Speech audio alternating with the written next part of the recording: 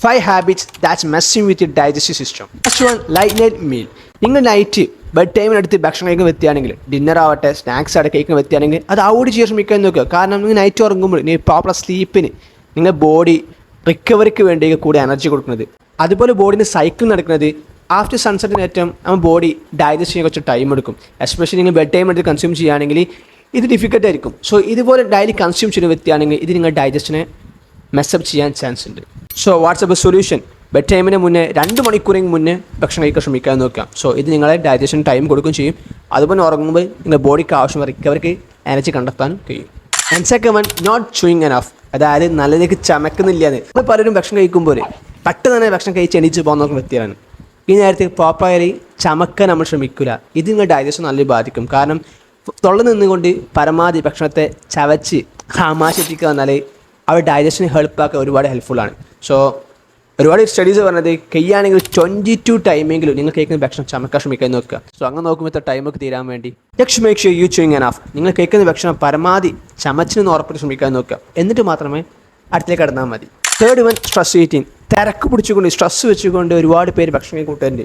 ചിലപ്പോൾ work stress ആയിരിക്കാം, അതല്ലെങ്കിൽ വേറെ കാര്യങ്ങൾ സ്ട്രെസ്സിലേക്ക് വ്യക്തിയായിരിക്കാം. സോ നിങ്ങൾ ഫുഡ് കഴിക്കാതിരിക്കുമ്പോൾ പരമാവധി ബോഡി മൈൻഡ് ഇത് കാമൊക്കെ ശ്രമിക്കാൻ നോക്കുക. കാരണം നിങ്ങൾ സ്ട്രെസ് ഈറ്റിംഗ് കഴിക്കുമ്പോൾ ഒരുപാട് അനാവശ്യമായി വാരി വെച്ചുന്ന ചാൻസ് ഉണ്ട്. അതുപോലെ തന്നെ നിങ്ങൾ ഗട്ട്സിനെ അത് അഫക്റ്റ് ചെയ്യും. സോ നിങ്ങൾക്ക് ഗട്ട്സ് നോക്കിയാൽ മതി. നിങ്ങൾ ഏത് സ്ട്രെസ് വരുന്ന ടൈമിൽ നിങ്ങൾ ഡൈജസ്റ്റ് ശ്രദ്ധിച്ച് നോക്കിയാൽ മതി. വിചാരിച്ചാൽ മതി പ്രോപ്പർ രീതിയിൽ ഡൈജസ്റ്റീവ് സിസ്റ്റം ഫംഗ്ഷൻ ചെയ്യുന്നുണ്ടാവില്ല. ഇത് കൂടുതൽ തെറ്റായ രീതിയിലേക്ക് നടക്കുന്നത്. സോ നിങ്ങൾ മൈൻഡ് കാമാക്കി വെക്കുമ്പോൾ നിങ്ങൾ കഴിക്കുന്ന ഫുഡ് ബോഡിയിൽ എങ്ങനെ അഫക്റ്റ് ചെയ്യുന്നത് ഡിപ്പെൻഡ് ചെയ്തിരിക്കും. സോ നിങ്ങൾ സ്ട്രെസ് വെച്ച് ഭക്ഷണം കഴിക്കുന്ന വ്യക്തിയാണെങ്കിൽ ഫുഡ് കഴിക്കുന്ന മുന്നേ കുറച്ച് ബ്രീത്തിങ് എക്സസൈസോ അതും ഡെയിലി റൊട്ടീനിൽ മെഡിറ്റേഷൻ പോലുള്ള വർക്കൗട്ട് ആഡ് ചെയ്യാൻ ശ്രമിക്കാൻ നോക്കാം. സോ ഇത് നിങ്ങളെ സ്ട്രെസ്സിനെ മാനേജ് ചെയ്യാൻ ഒരുപാട് ഹെൽപ്ഫുള്ളാണ്. And fourth one, mindlessness or not focusing your food. I can select that. നമ്മൾ കൂടുതൽ ചെയ്യുന്ന കാര്യമാണ് ഭക്ഷണം കഴിക്കുമ്പോൾ പ്രോപ്പർ ഫുഡിന് ഫോക്കസ് ചെയ്യാതെ നമ്മൾ കൂടുതൽ സോഷ്യൽ മീഡിയ സ്കൂൾ കൊണ്ടോ അതല്ലെങ്കിൽ എന്തെങ്കിലും കണ്ടുകൊണ്ടോ അതല്ലെങ്കിൽ ടി വി ഇട്ടിട്ടോ അല്ലെങ്കിൽ ഫോണിലായത് യൂട്യൂബ് ഇട്ടിട്ടോ അല്ലെങ്കിൽ ഇൻസ്റ്റാഗ്രാം സ്കൂൾ കൊണ്ട് ഭക്ഷണം കഴിക്കൂട്ടറാണ്. സോ ഈ നേരത്ത് നമ്മളിങ്ങനെ ഫുഡ് കഴിക്കുമ്പോൾ നമ്മുടെ ബോഡിക്ക് ബ്രെയിനിന് പ്രോപ്പർ സിഗ്നൽ കിട്ടുന്നില്ല ഫോക്കസ് ചെയ്യാത്തത് കൊണ്ട്. സോ യെസ്, നിങ്ങൾ ഭക്ഷണം കഴിച്ചാൽ മാത്രം പോലെ നമ്മളെ ഫോക്കസ് നമ്മൾ അറ്റൻഷൻ എത്രമാത്രം ക്വാളിറ്റി അറ്റൻഷൻ കൊടുക്കണമോ അതുപോലെ തന്നെ ബോഡിനെ അഫക്റ്റ് ചെയ്തിരിക്കും. നിങ്ങൾ തോട്ട്സിന് നിങ്ങൾ ബോഡിയുടെ ഓവറോൾ കൺട്രോൾ ഉണ്ട്. ആ കാര്യം മറക്കരുത്. നിങ്ങൾ ഭക്ഷണം കഴിക്കുകയാണെങ്കിലും നിങ്ങൾ സ്റ്റഡീസ് ആണെങ്കിൽ ഏത് കാര്യത്തിലാണെങ്കിലും നിങ്ങൾ പ്രോപ്പർ ഫോക്കസ് അതുപോലെ തന്നെ നിങ്ങൾ പ്രോപ്പർലി ഇൻറ്റൻഷൻ കൊടുത്തില്ലെങ്കിൽ it will affect different way. Last one, nutrition deficiency. So ഡൈജസ്റ്റീവിലേക്ക് വരുമ്പോൾ ഒരുപാട് വൈറ്റമിൻസും അതുപോലെ മിനറൽസിന് ഇമ്പോർട്ടൻസ് വരുന്നുണ്ട്.